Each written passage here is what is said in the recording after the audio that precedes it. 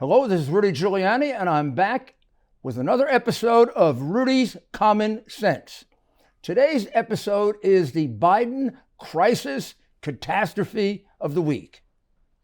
We have one, it seems, every week, bigger than we've ever had before, massive breakdown in the ability of our government to function, loss of life, incompetent government, and America being a laughingstock to the world. So a week or two ago, it was Afghanistan, where we did things that only totally irrational people would do. We'll just mention one, of course, just to remind you. We took the troops out before the civilians, and we left the civilians to fend with not one, not two, but four different Islamic extremist terrorist groups that love to kill Americans. And now we're having a hard time bringing our people back. I don't know what you call that. And then, we don't have to get into the rest of it. We gave up an air base 400 miles from China, 500 miles from Iran, which the head of the Joint Chiefs of Staff does not think is strategic. Okay, so that was 2 weeks ago. 13 brave American members of our military dead for no reason. Should not have happened. And then, of course, the strike to retaliate against the Islamic terrorists who were going to bomb the airport turned out to be a man who's worked for a United States company for the last 21 years, already had papers to come to the United States.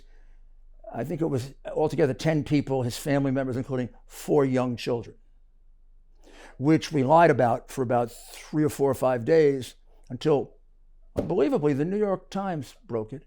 And then it took them 2 days to admit it. So this is what's going on. So what's our crisis this week? Our crisis this week is Bidensville. Bidensville. Bidensville is a little place in Texas called Del Rio. Many people have never heard of Del Rio before. The town has 35,000 people. That's a small town. It's right on the border. Doesn't have much of a security situation. I mean, it's got a bridge that takes you right over. Always been a rather small border crossing. And let me see if I can show it to you on a couple of maps so you get a sense of where it is in Texas. It's always important. It's always important for me to know, kind of where I am.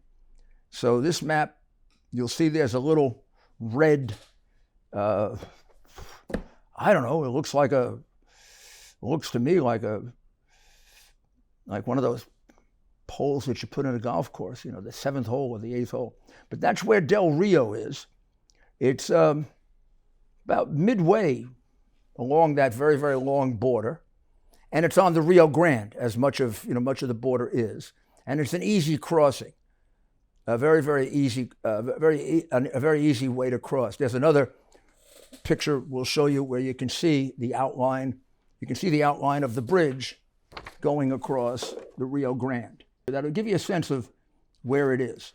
Also, if you want a greater sense of where it is, I love to do this because I like to know where I am. So Del Rio is here. This is Texas, right? This is the state of Texas. This is Mexico below it, right? So Del Rio is right here, pretty much midway, right along that border. Laredo is here, a much bigger entry point. El Paso up here, much bigger entry point. Here's the capital, and here is Del Rio. So that's where it is in terms of, the geography. And you can see when you look at this that the biggest part of the border that has to be defended is in Texas. The major burden here is Texas. The border for New Mexico is quite small. The border for Arizona and California is quite small, although they have their own set of problems. So Del Rio didn't mean anything for a long, long time. And we're going to interview Lieutenant Governor Dan Patrick, who has done incredible work on the it has to be the attack that's been made on Texas. I mean, it goes from one place to another. I mean, we've done other We've done other episodes on this where we've shown you where, for example, in fact, I'll put that up right now because it's important to know this.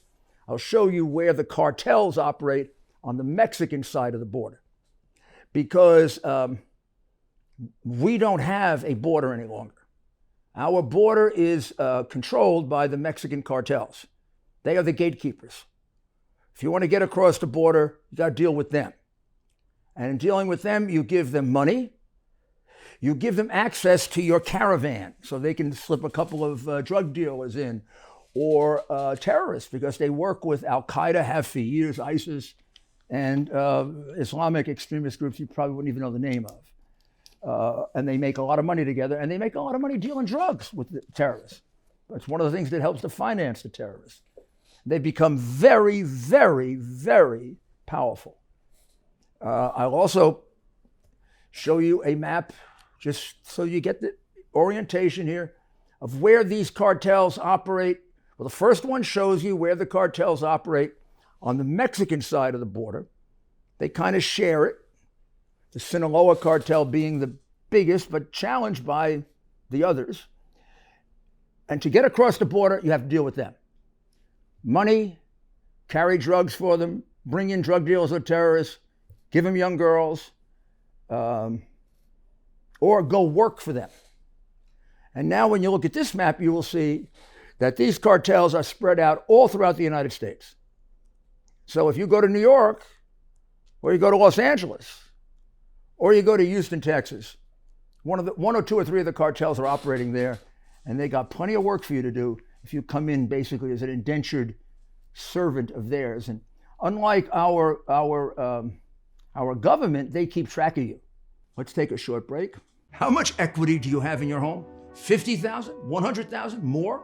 Cybercrime experts are alerting homeowners that the more equity you have, the greater the chance foreign and domestic criminals will come after you. Title theft is one of the fastest growing crimes. Home Title Lock, America's leader in home title protection, is alerting homeowners they could already be a victim and not know it. Here's how it goes down. First, cyber thieves search hundreds of public databases for high equity homes. Next, they pull your home's title that's online.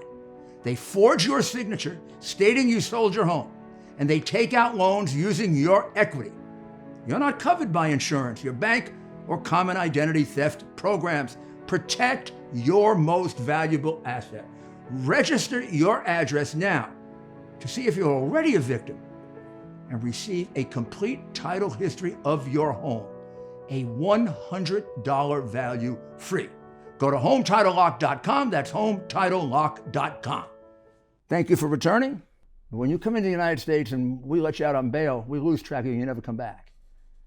So the overall picture this year so far is 1 million, over 1 million has come in apprehended.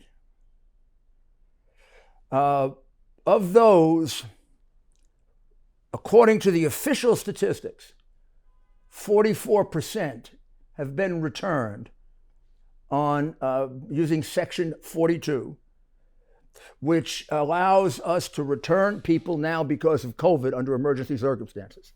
It's run out. The court has indicated we can no longer do it, but has given the Biden administration a temporary restraining order. So Biden is using it. And let's assume that 44% is correct. So that means we've had 500,000 to 600,000 that have been apprehended and have been admitted into the United States. They've been put on bail or their own recognizance, and they're now what we used to call in the wind. Please note, almost none of them were tested for COVID when they were sent to these cities, and the best estimate is 30 to 40% of them have it. So they were sent very much like the Chinese were sent into cities when they had COVID, except the Chinese did it knowingly. I imagine that Biden is doing it unknowingly, although it's hard to see how he can insist on people wearing masks and being vaccinated. But it doesn't matter if 500,000 are floating around the country who we have no idea what they have. They may have other illnesses as well as COVID. After all, they come from the third world. Most of these people, until now, when we go to Del Rio, come from other parts of South America. And they come from El Salvador. They come from Guatemala. They come from Honduras, places that are even more run down and violent and difficult than Mexico. Now let's get that's the situation we have. And one other thing that should be added to it, which you'll see I take up with the governor, never be fooled by the number apprehended. We know, although we can't say exactly how many, that there are many that are not apprehended. It's a big border. So right now, all this concentration on Del Rio tells me a lot of people are coming in elsewhere without anybody seeing them, watching them, knowing them. They could be spitting up blood as far as we know, or spitting out COVID and you can see it. We would never see it because we don't get to see them. Now, that has been studied very carefully by rather distinguished institutions called MIT and Yale. And their conclusion in 2018 was that you got to add about another 40%, bare minimum, to the number that are apprehended. So if a million are apprehended, 400,000 are coming in unapprehended. When we get to 2 million at the end of the year, we're going to be pretty close to 1 million illegal immigrants, now actually from all over the world, but a lot from South America, who have nobody's put eyes on them, except the Sinaloa cartel or the Golfo cartel. Is this the way to run a country? Or is this the way to destroy a country? This is the way to destroy a country. So now we get to Del Rio. I'm going to ask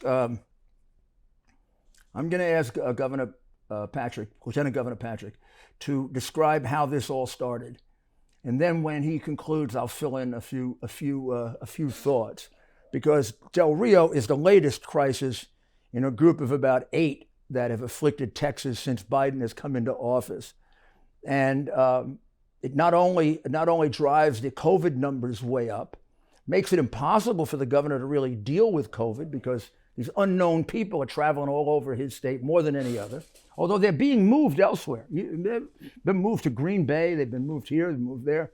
They may be coming to your neighborhood shortly. So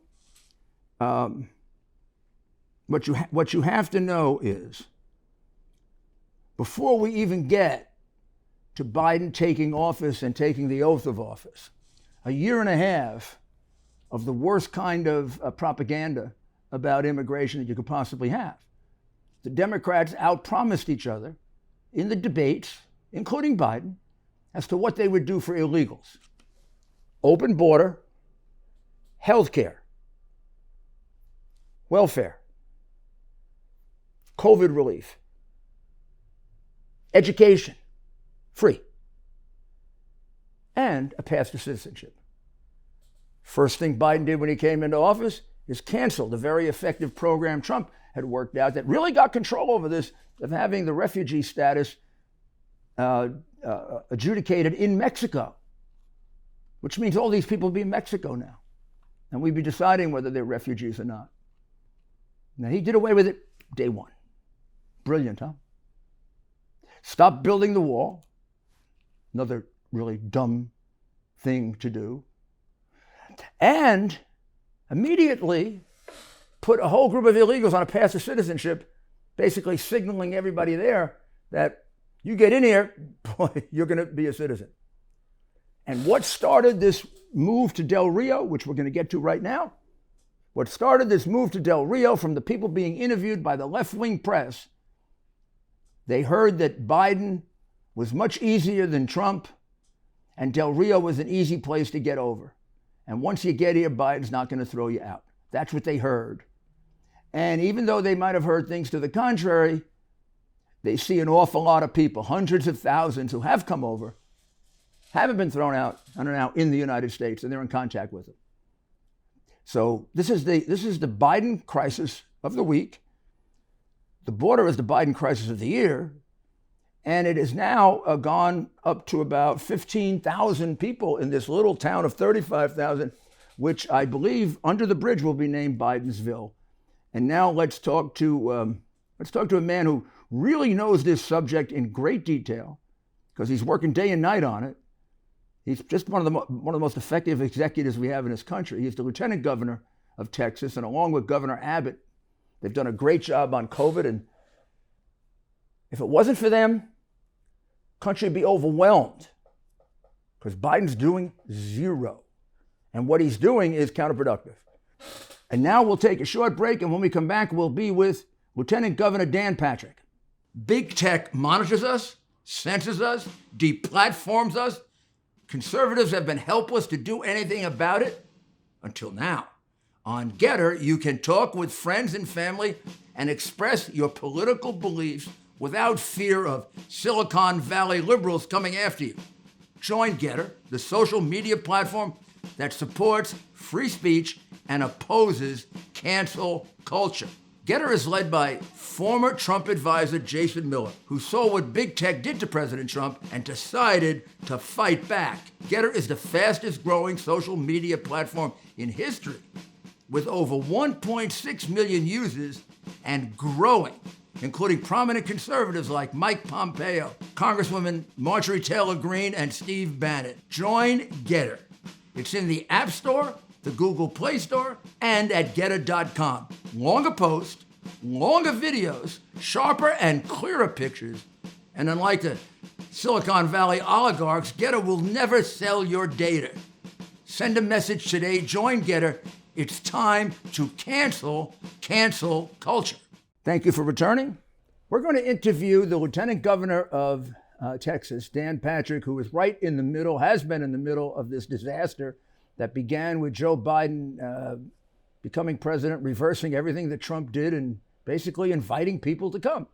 And now I guess we would call this the disaster, the crisis of the week, is focused on Del Rio, Texas, which is a human tragedy and a tragedy for safety, for national security.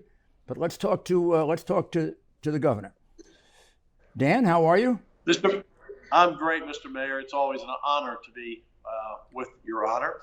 It's something, Mayor, that I would have never thought I would ever see, and that's a president. And I don't think our founders, when they wrote the Constitution, thought we'd ever have a president who would literally pull down any border security and just let the masses invade the country. I think in Section 4, Article 4, where the Constitution says the United States shall guarantee every state a Republican form of government and free from invasion and domestic violence, I think they were thinking of a nation state.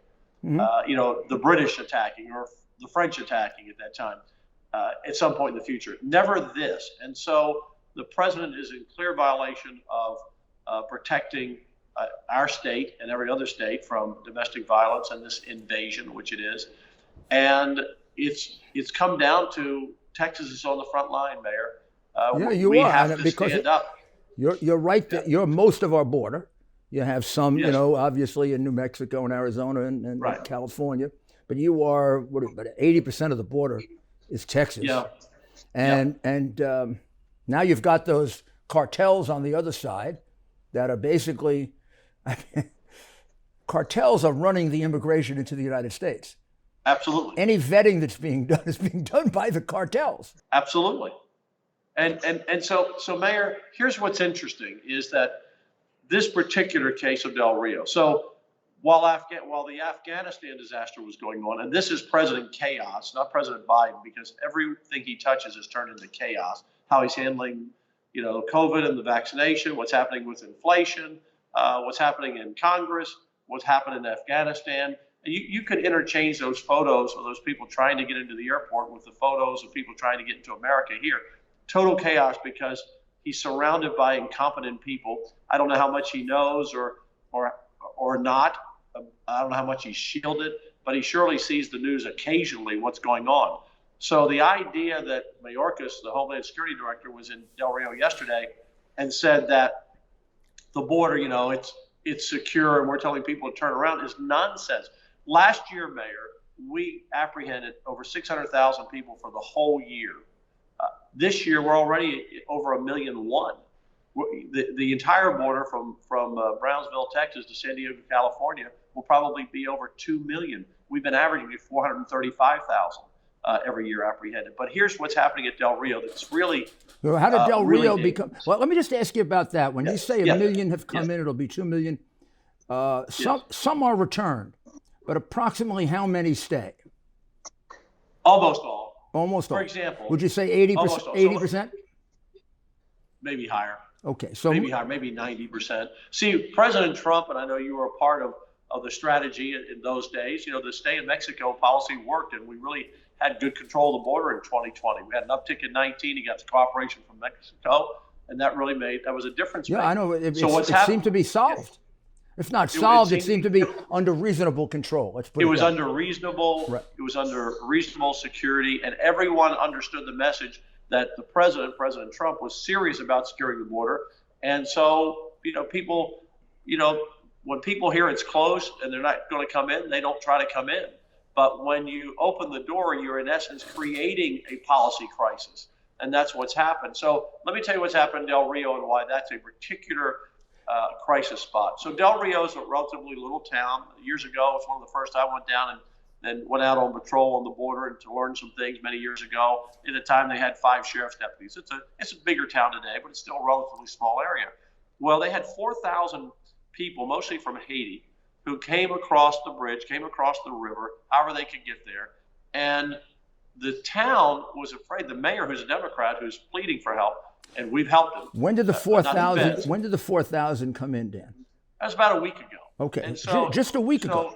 Wow. Just a week ago. So he was concerned, Mayor, that they would come into his town and overwhelm the town if there's no one there to stop them. And there wasn't anyone to stop them. The Border Patrol doesn't have enough agents, and they didn't have agents there. And so he called out for help for us. And so we sent, hundreds of, if you've seen some of the photographs, it's nothing but black and white state trooper cars all over the place, plus National Guard. So the Border Patrol literally called like they were calling us for 911. Help, we can't handle it.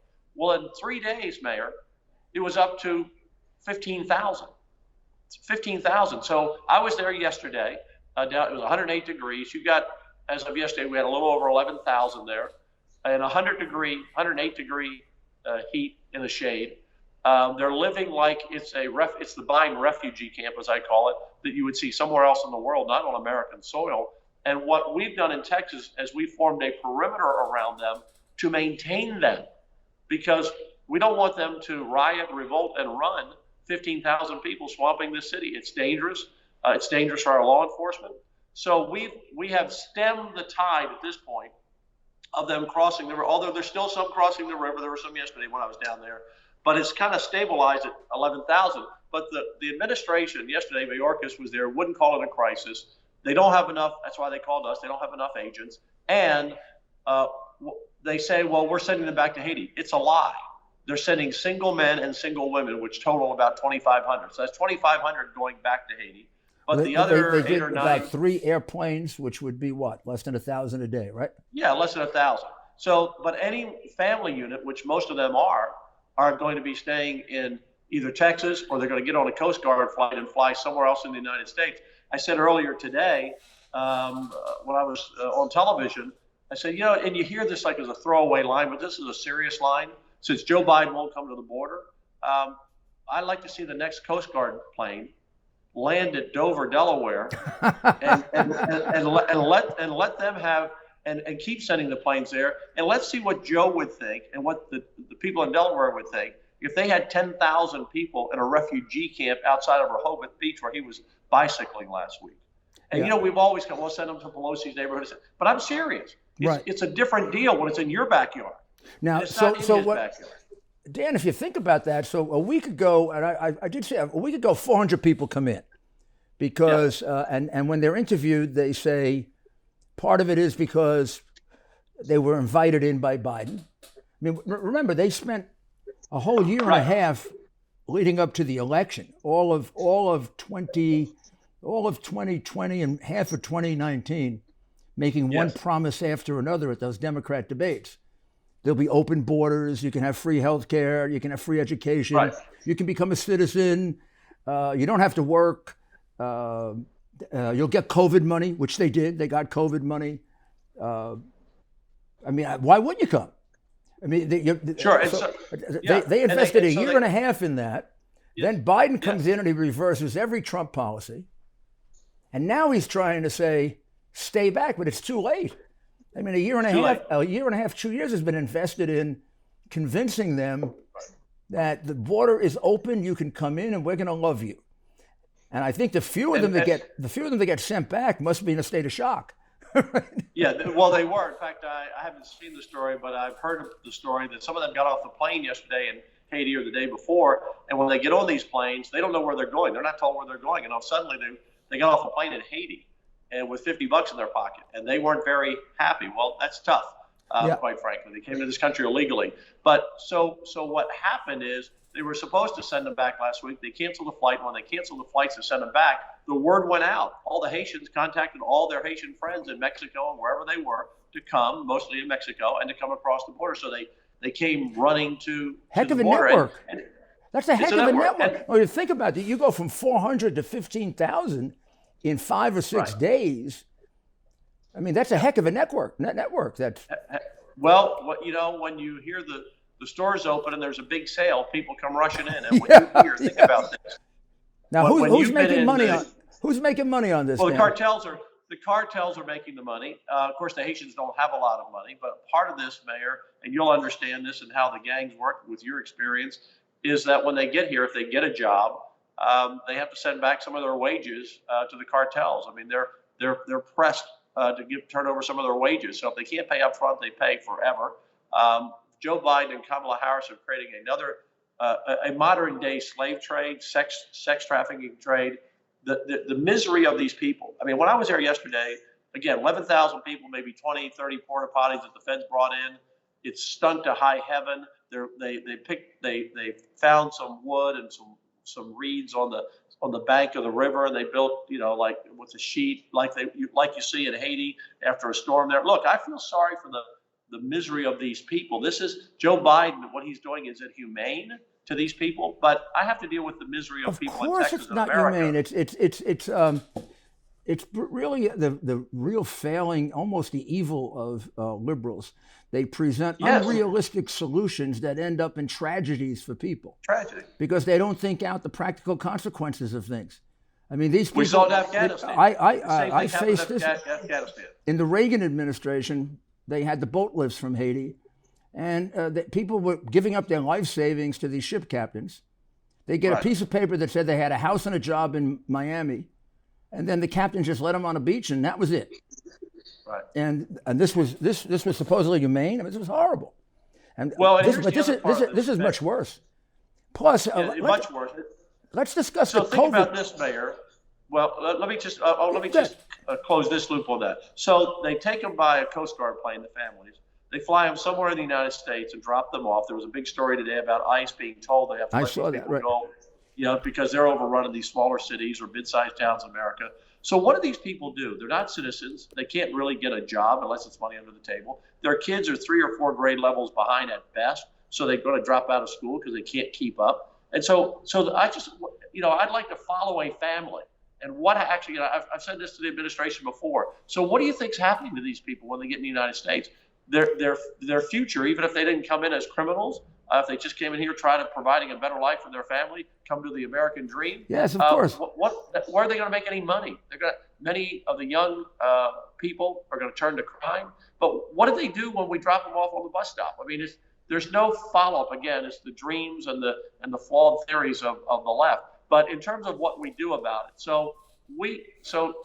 Mayor, we have just this year alone, we're spending almost $3 billion. That's half of some states' entire budgets. Yep. $3 billion. Now, we're a big state, ninth largest economy in the world, bigger than Russia, for example. But that's still a lot of our taxpayer money that we could spend on other things. So we spent $3 billion this year. In the last, since I've been lieutenant governor, almost $5.5 billion for border security for a job that we have to do. So I finally, you know, the people say, well, it's great, Dan, that we're doing that. It's great that we have 1,000 troopers there and 500 National Guard and more boats on the water, more planes and 5,000 cameras. But when we catch people, we can hold them for 30 or 60 days or maybe a little longer, but we turn them over to ICE and Border Patrol and they let them go. So I said yesterday I said yesterday that I totally support this idea, and we can afford to do it. I would hire every border agent. We have about 9,000 on the border, federal border agents, good people. It's not their fault. It's their commanders. Basically, right now, there's no border security from them. They're just processing people in like the night clerk at a hotel on a busy night. But I would hire them all in Texas, start a Texas border force. Joe Biden wouldn't have any agents left. I mean, they're really scrambling to get people to do this job. And he'd have to come to us and say, hey, we need your help. Just like they called the other day, we need your help.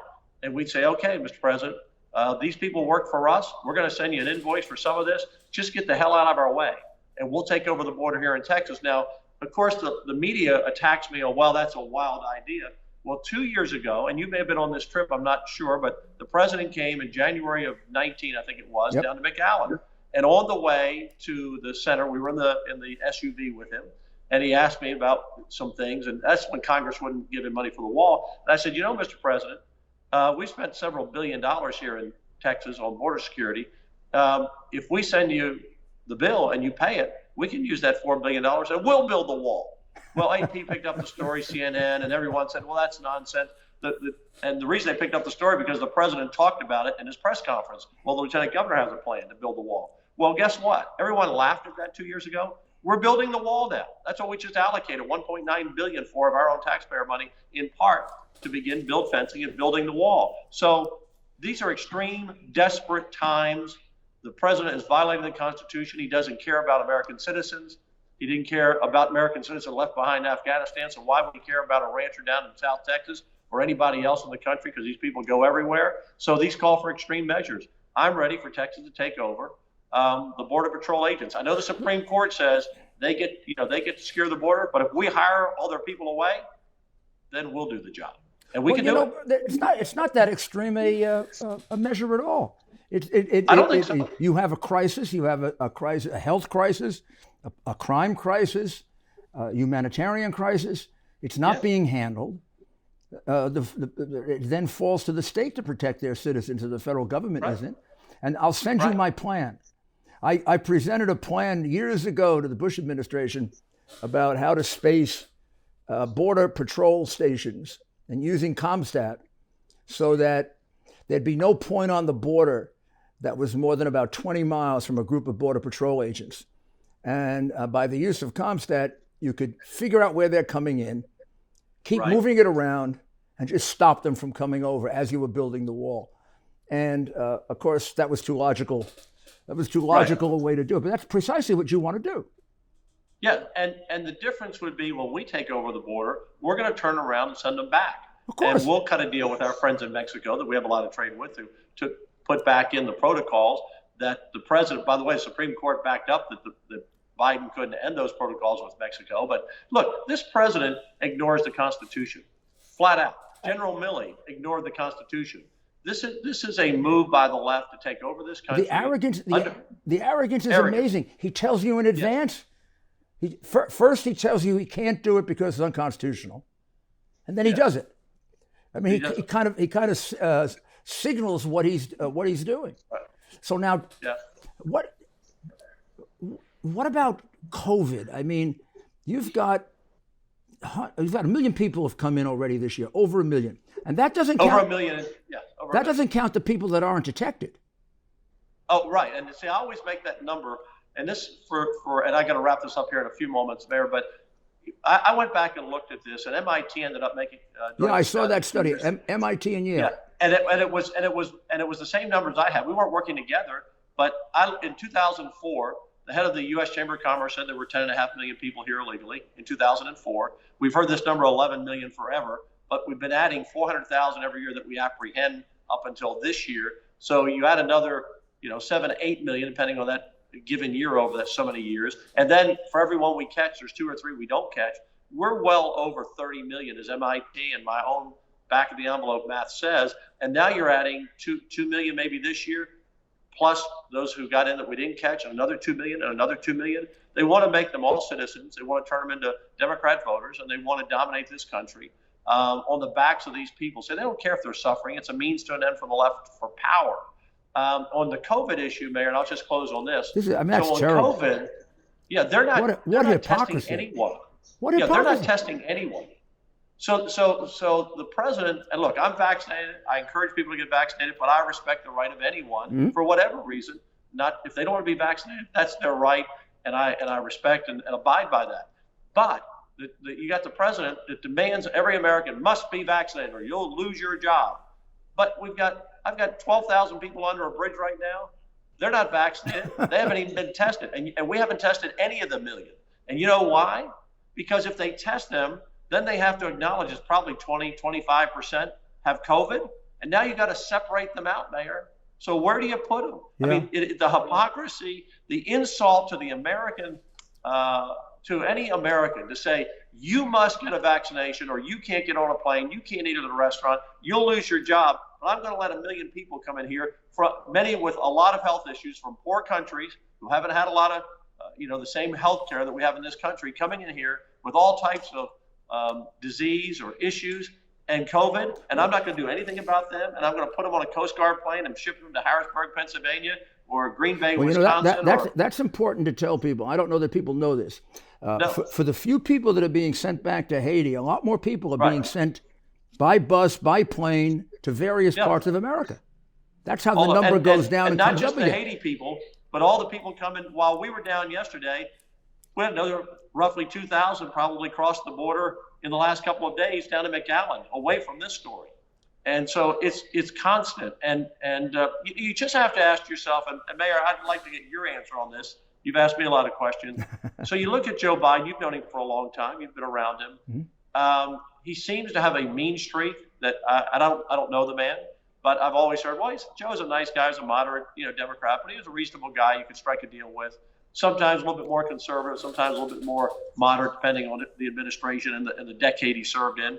But how do you explain that he's totally turning his back on America, the Constitution, our Americans left behind in Afghanistan, put our soldiers at risk, looks at his wristwatch while the caskets are going by, talks about his son with a grieving family. And Mayor, you've been to a lot of police funerals or hospitals when someone was killed in the line of duty, and so have I.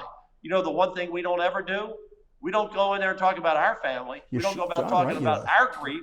That's the last thing you ever do. So everything he's doing seems to be either he's incapable of understanding the situation he's in, he's not thinking clearly, or he just doesn't give a damn. You want it straight? Yeah, I'll give it to you straight.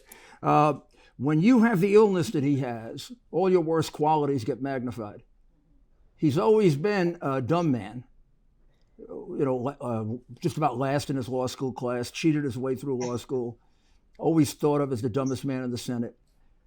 Now he's also impaired. So you add that to the fact that he's not too bright, and you've almost got nothing working for you in terms of critical analysis. He can't do it. Number two, because he's always been the dumbest guy in class going back to grade school, he's got a chip on his shoulder. That's why he does these things like, I graduated first in my class. No, he graduated third from last. I have 5 degrees. No, you have 2. I have a higher IQ than you. Whoever says that? He has an IQ. He's lucky if it hits 3 digits. And the man is an angry man. He's an angry man because he's always been in above his head. He's had to fake it. His whole life is a fraud. And that's another whole issue because I had the unfortunate opportunity to find out just how much money he's stolen over the last 30 years, and it's in the multiple millions. So this is a man without a conscience. He's not a nice man. That's a big, big myth that he's a nice man. And now, when you're impaired the way he is, you look at the DSM-5, which defines Alzheimer's and dementia. And one of the things that happens is very frequent and irrational loss of temper. Hair trigger, temper. You see that all the time. Mayor, I don't know about those issues. And like I said, I've never met the man. I don't know the man. I just see what I see, and you can't explain it. Yeah. No logical person would see the misery in Afghanistan, the harm's way he put our soldiers in, how he pulled out and left American citizens, the those who helped us behind. The decision making, just one, we'll focus on one and finish, which is taking out the taking out the troops before the civilians. You might as well be get them. It would be as if during a 9/11, I took the firefighters out and left the people in the building and said, figure your way out.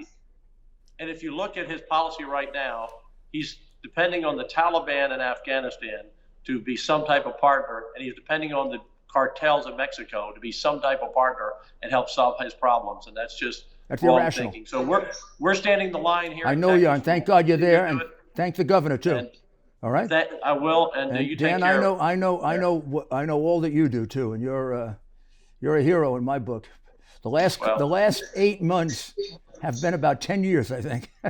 yes, they have. Thank God we have you. But you look good. I'm blessed you to look be good here and in strong. Texas. I'm blessed to have the opportunity. Thank you. God bless. God bless you in Texas, and God bless Texas. Let's take a short break.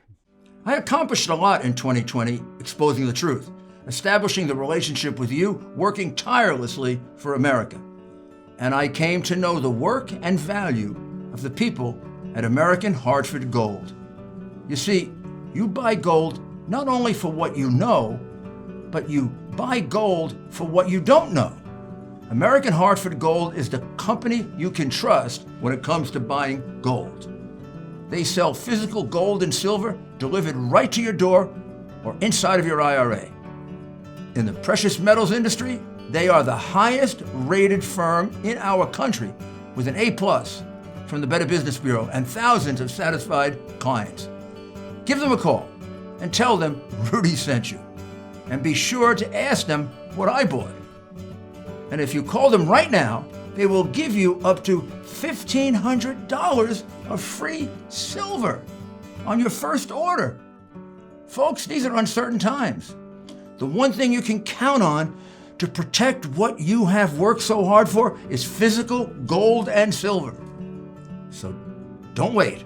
Call them now. Call 833-GOLD-777. That's 833-GOLD-777. Or text Rudy to 65532. Again, that's 833-GOLD-777. Or text Rudy to 65532. Thank you for returning. Well, I think that interview with Governor Patrick was quite illuminating. I mean, it's always good to hear it from the people that are right on the front lines, right? I mean, you see the pictures on television. It's hard to really convey it. It goes, I mean, just think about what he said. About 10 days ago, it was 400 people because they heard Del Rio was an easy place to get over and Biden is welcoming. Those people get over, and within 5 days, 6 days, it's 15,000 people. And it's been more than 15,000 because some of it moved on. We've been sending airplanes and buses out of there to other parts of the country. They won't tell us how many. In fact, they prohibited planes from going over. They prohibited pictures from being taken. So you've got to get these aerial pictures where you see this town has been built up. I mean, we got a lot of towns in America that don't have 15,000 people. Except these 15,000 people are being dehydrated. They're being treated in an inhumane and indecent way. And we have no idea how many of them have COVID. And it just makes the whole administration policy a complete hypocrisy. He's worried about whether I'm vaccinated or not. And I've had the illness, and I have immunity and antibodies, but I can't get into a restaurant unless I take a vaccination that I don't need. Every study shows that my immunity is stronger than vaccinated immunity. That's not science. That's not science. That's being dictatorial. That's exercising power for the purpose of exercising power. Because you're a petty little tyrant. I mean, I can't imagine. Why would I take a vaccination I don't need? Why would I take a vaccination with doctors I talk to tell me that what I have is stronger than the vaccination? I mean, there are side effects. I'm not saying they're dramatic or whatever, but why take even a risk? So as I pointed out to you before, from the day he came into office, The number of apprehensions, up, up, up, up, up, up. He tries to blame it on Trump. Oh my God. It is so ridiculous for him to blame it on Trump. It's like Afghanistan. They spent a year and a half inviting these people to come here. One after another, overpromising. They were even going to get rid of ICE for a while. No enforcement. They don't want it to be a crime. They don't want it to be an infraction. They want to allow them to, in HR 1, they want to allow them to vote.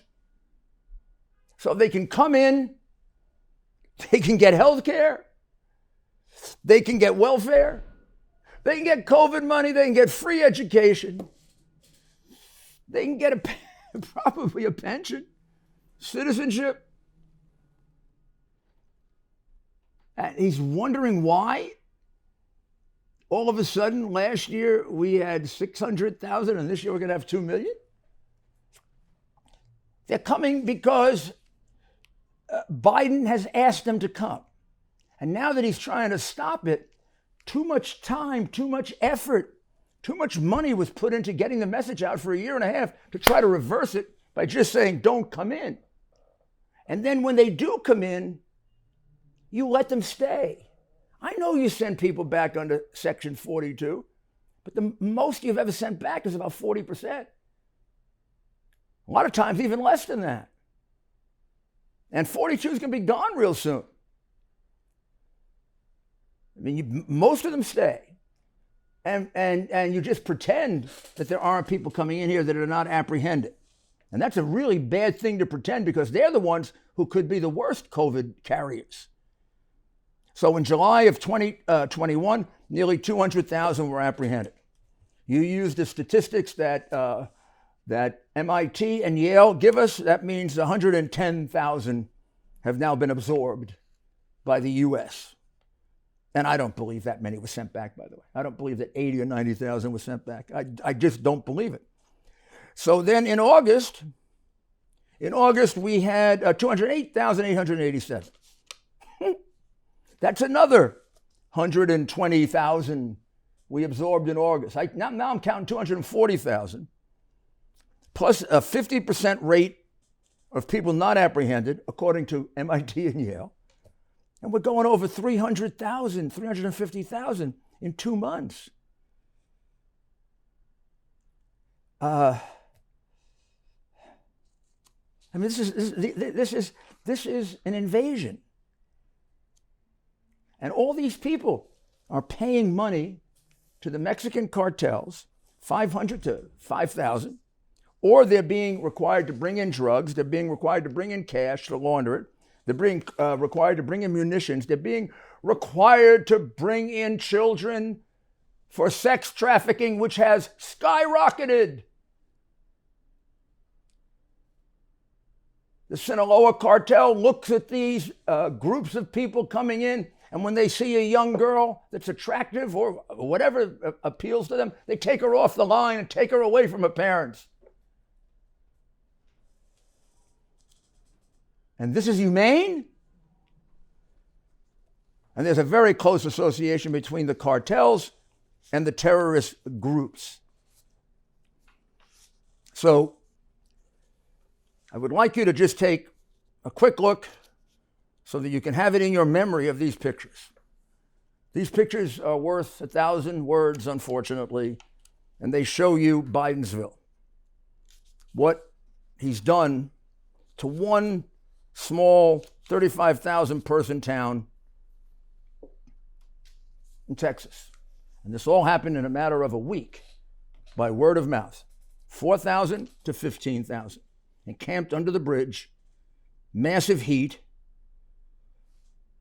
Odors are incredible. The sanitation is non-existent. If they don't have COVID, they're going to get something else. I mean, I'm looking at these pictures and this can't be America.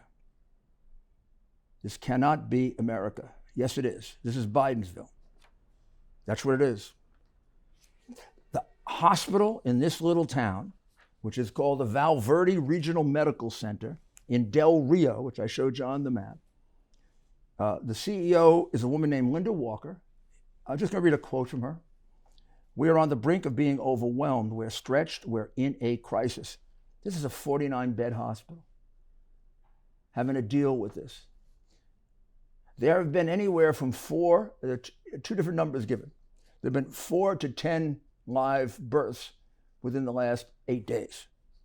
The hospital says 10, so probably the 10 is the right number. And Joe Biden has never been there to take a look at it. He's never even been near the border to take a look at it. Kamala Harris went for half a day to somewhere where nobody was coming in. And she didn't want to, I don't think she wanted to take off her high heels, so she didn't go too far. So in 8 months of destroying our border, they've made a half a day visit by somebody in her high heels who was annoyed she had to go because she hasn't been to Europe yet.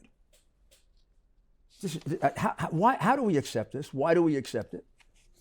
There must be some reason that we accept this and that the media plays games.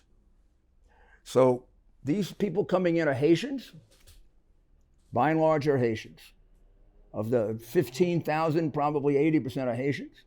Most of them are not coming from Haiti. Most of them are coming from Chile, Costa Rica. These people left Haiti in the earthquake in 2010.